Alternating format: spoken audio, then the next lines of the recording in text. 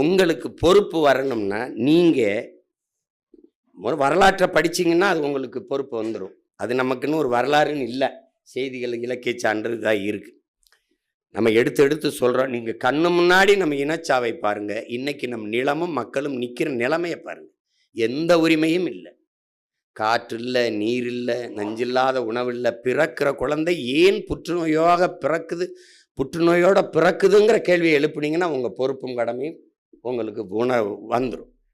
அந்த இடத்துல போட்டி இருக்கணும். என் தம்பி சொல்கிறான், அந்த தொகுதியில் 400க்கு மேற்பட்ட இதை கொடுத்துட்டாங்க, ஏதோ தேனியில் ஏதோ ஒரு இதில் சொன்னான், போடியில் கொடுத்துட்டாங்கன்னு. அது மாதிரி போட்டி போடும். இன்னும் BLA 2 அந்த இதை கொடுக்கறதுக்கெல்லாம் பொறுப்பு வரணும். பொறுப்புன்னு சொல்கிறது காரணம், பொறுப்பாக அந்த வேலையை செய்வார்கள், அதனால் அவர்கள் பொறுப்பாளர்கள் அப்படின்னு போடுறோம். நீங்கள் அந்த இடத்துல பொறுப்பாக இல்லைன்னா அந்த வேலை பொறுப்பற்று போயிடும். இதெல்லாம் உங்கள் அடிப்படை கடன் வேலை. அதான் ஒவ்வொரு தரையும் நினைவூட்டிக்கிட்டு இருக்க வேண்டியிருக்கு. ஏப்பா அதை கொடுத்துட்டீங்களா, ஏப்பா அதை செஞ்சிட்டீங்களா. ரெண்டாவது, உங்களுக்கு இந்த மாதிரி என் தம்பி சொன்ன மாதிரி மிக வேலையை எளிதாக பிரித்து கொடுத்தேன். இந்த தென்னரசு கூட சொன்னார், நீங்கள் மொத்தமாக இருக்க முடியாது, வளர்கிற பிள்ளைகள் நம்ம எளிய சுமை. ஆமாம், இனிய இனிய இனிய பயணம், அது எளிய சுமை அப்படின்னு நான் சொன்னேன். வேலையை சிறிதாக்கு, வெற்றியை எளிதாக்குன்னு பிரித்து கொடுத்தேன். அந்த வேலையை சிறிதாக்குறது என்னென்னா, நீங்கள் யாராவது இருங்க, உங்கள் வாக்ககத்துக்கு போயிருங்க.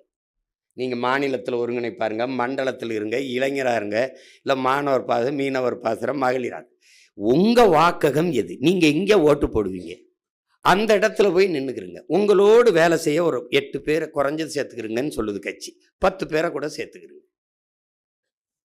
8 பேர் அது சேர்த்துக்கிறீங்க. அதை ஒரு பூத்து ஏஜென்ட்டுனோ வாக்கக முகவர்னோ அந்த கட்சி சொல்ல விரும்பலை, கிளை என்று சொல்ல விரும்புது. அந்த கிளையை கட்டிக்கிட்டு நில்லுங்க. உங்கள் இலக்கு ஒன்று வச்சுக்கிறீங்க, என் வாக்ககத்தில் வெற்றி வாக்கு என் இலக்கு, இவ்வளவுதான்.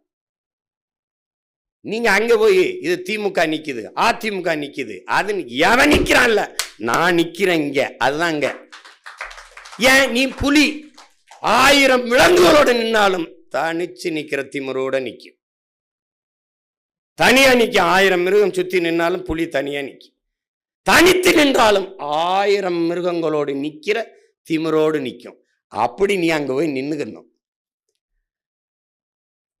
நீ ஏன் நீ வந்து நாடே வெல்லணும்னு நீ நினைக்கிற, அது உன் வேலை இல்லை.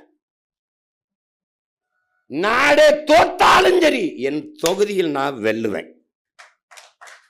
அது யாருக்கு வேணும்? ஒவ்வொரு வீரனுக்கும் வேணும். என் தொகுதியே தோற்றாலும் சரி என் வாக்ககத்தில் நான் வெல்லுவேன். அப்படி ஒவ்வொரு வீரனும் முடிவெடுத்து விட்டால் தொகுதி வெல்லும், நாடு வெல்லும். இவ்வளவுதான். That's all your honour.